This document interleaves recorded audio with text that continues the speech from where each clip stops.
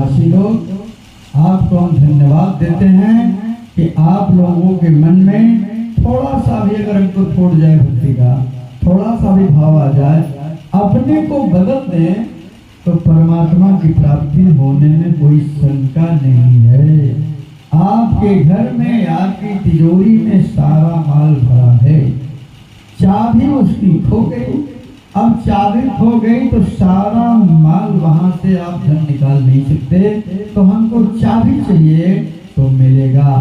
संसार में सदगुरु, संत, महात्मा, तीर्थ जितने हैं, ये सब उस तिजोरी के चाबी के समान होते हैं, जो हमारे इस मानस पटल पर मनुष्य की स्मृतियां जो सुप्त हो चुकी हैं, जागृत नहीं होती, उसे जगाने के लिए सदगुरु काम करते हैं। उत्तिष्ठ जागृत उठो और जागो, इस मोह निशा में तुम क्यों सो रहे हो? आंखें को बंद करें और बंद करने के बाद जितना बड़ा पुरुष आप निर्माण मानसिक कर सकते हैं, उतना बड़ा वो गयासुर था।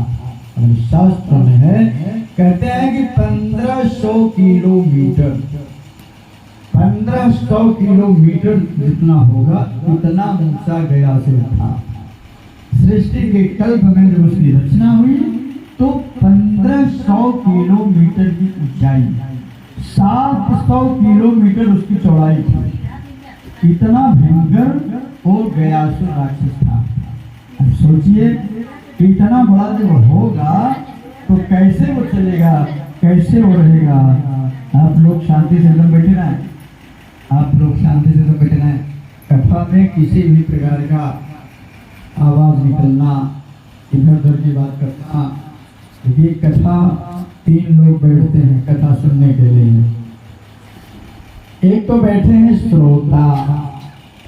श्रोता का मतलब होता है और चुपचाप मन, वाणी, चित्त, अपनी इंद्रियों को एकाग्र करके प्रभु के ध्यान में मस्त होकर के वो कथा को सुनते हैं। कौन? श्रोता। और एक दूसरे नंबर पर होते हैं श्रोता। कुछ लोग कहते हैं यार कथा सुनेगा है श्रोता, ठीक है? तो श्रोता कथा को सुनते हैं, मनन करते हैं और जो अच्छी चीज उनको लगती है उसको ले लेते हैं। और दूसरे नंबर के जो होते हैं श्रोता, घर से थके रहते हैं, काम काज में एकदम व्यस्त रहते हैं, तो सोचते हैं चलो 2 घंटा आराम कर लें। और आराम करने के लिए जब वो आते हैं कथा सुनने के लिए, तो कुर्सी ले जाकर के किसी दीवार का टेक लगा देंगे, वृक्ष है तो उसका टेक लगा देंगे, खंबा है तो उसका टेक लगा देंगे, ताकि हमारी पीठ टेक लगी रहे और हम कथा में बैठे सोते रहे। और चुपचाप सोते रहते हैं, कथा पूरी हो जाती है और समझ भी नहीं पाते और सोते रहते हैं। कैसे? जैसे माँ पार्वती जी सो गई थी और सुखदेव जी ने कथा को सुन लिया था। आधी कथा तो भगवान भोलेनाथ ने अमरनाथ की गुफा में सुना दिया और आधी कथा नहीं सुन पाए तो उसे सुखदेव जी सुन लिए थे। जो कथा श्रीमद् भागवत में आगे आएगी तो बताएंगे। मैया सो गई और सोने की वजह से फिर उनको उस कथा का आनंद नहीं आया। अर्जुन अपनी पत्नी को जब कथा सुना रहे थे, चक्रव्यूहेदन का 7 फाटक की कथा थी, वो सुना रहे थे।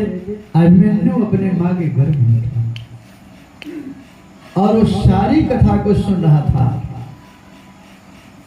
मन एवं मनुष्याणाम कारण बंध मोक्ष, ये हमारे श्रुतियों में